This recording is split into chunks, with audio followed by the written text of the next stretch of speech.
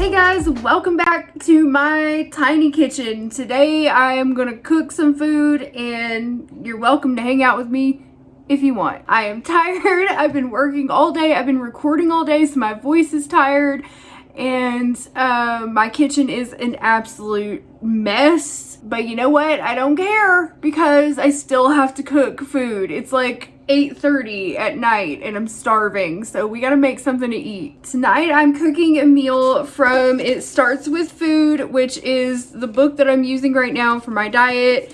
It's a Whole30 paleo type of diet, and I am going to be making Asian beef and broccoli right here at the top. And it's really good. I've made this before. I love this dish and I'm starving, so let's get started. We're gonna start by making our ground beef.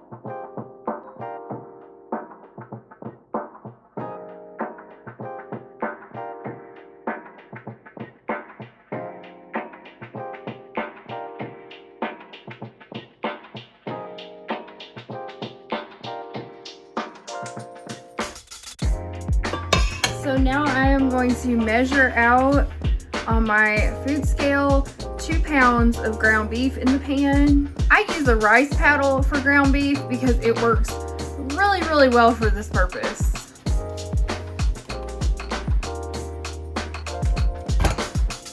Close enough. This was a 3-pound package of ground beef, so I'm gonna put the rest of it into a plastic bag and freeze it for another day. I'll use that later in the week. Now I'm just gonna put the meat back into the tray until I need it, now that it's all measured out. Now we're gonna dice up 1 medium onion. I'm really bad at chopping onions, so do not judge me. I'm gonna do my best.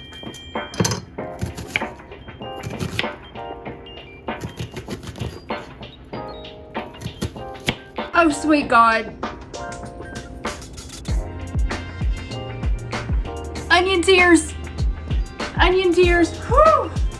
Let's see if I can finish this. So we're gonna put in 2 tablespoons of olive oil.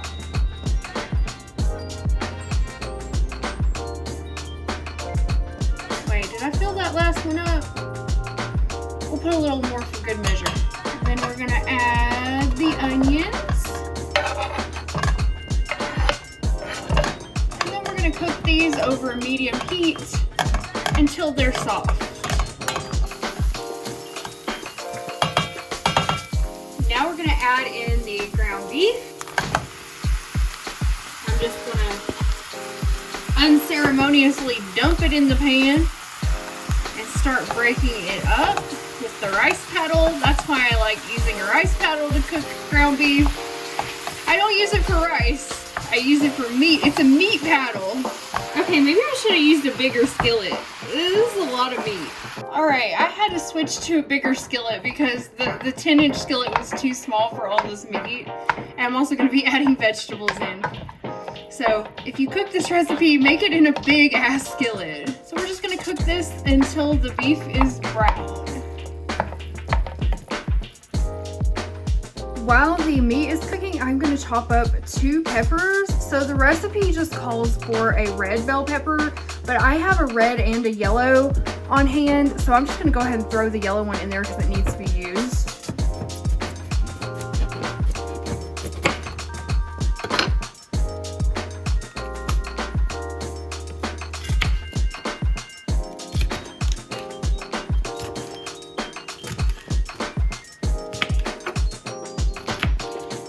I chop things very roughly for this. I don't try to get precise with it. Just as long as it's about in bite-sized chunks, I don't really care.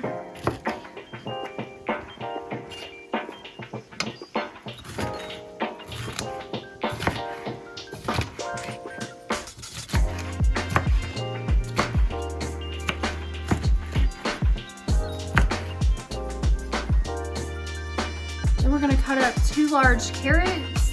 I do not peel my carrots. I know some people do. That's cool.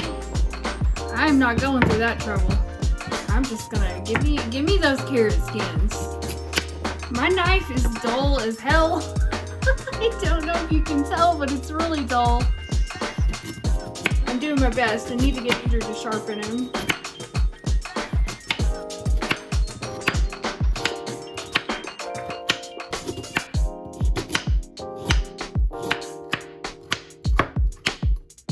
I added the carrots and the peppers into the smaller skillet with about 2 cups of cut up broccoli florets.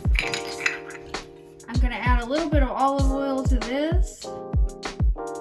And then we're gonna saute these veggies over medium heat until they're soft and done. And I'm also gonna cover this so that it kind of steams at the same time that it sautés, because we get a lot of veggies in that little pan. But of course, I do take the lid off and stir these around frequently. Okay, so I think our veggies are done. I ended up having to take the broccoli out early because it got done way before the peppers and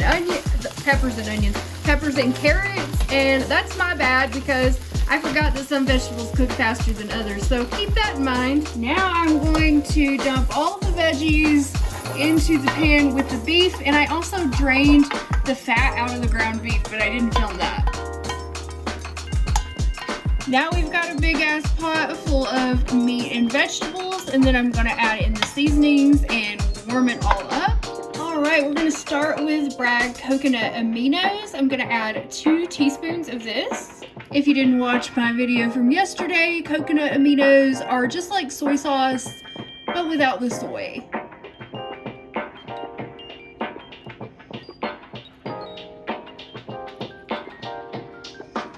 And I might add more of this to taste, but we're gonna start with just 2 teaspoons because it is quite strong. Just realized I was using a half teaspoon instead of a 1 teaspoon measuring spoon, so I'm gonna do 2 more of those. Now I'm gonna mix that in really good. Then I'm gonna add some ground ginger. I'm gonna add a 1/4 teaspoon of that. Ground cinnamon, a 1/4 teaspoon of that. And then we're gonna mix it all up real nice. Real nice and good like. It smells incredible. Honestly, I feel like I could have put more veggies in. I did 2 cups of vegetables per person, but I think I could have added more broccoli.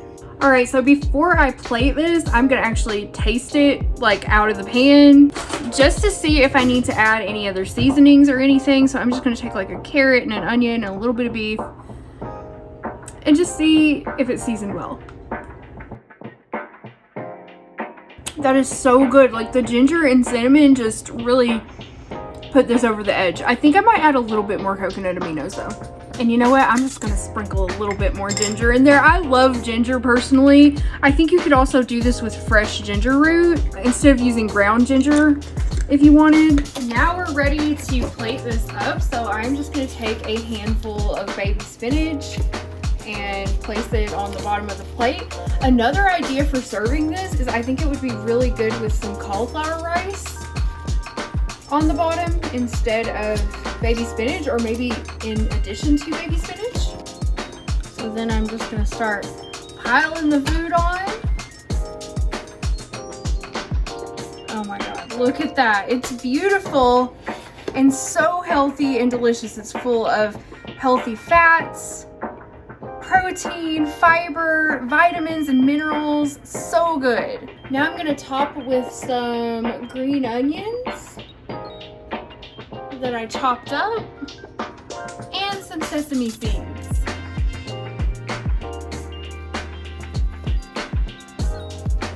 Oh my God, would you look at that? It is so pretty and it is so delicious, y'all. I'm not kidding you. This is so good. And it's so filling because of all the fiber and fat and protein. And then for dessert, serve with orange slices. And if you have somebody in your house who isn't a fan of not eating grains, you can make this and serve it with regular white rice, and it's still gonna be really delicious. All right, there's the meal. Let's dig in. All right, y'all, I'm about to dig in. I know you can't see my plate, but here it is. And oh my gosh, it smells so good. Like I can smell the ginger in it.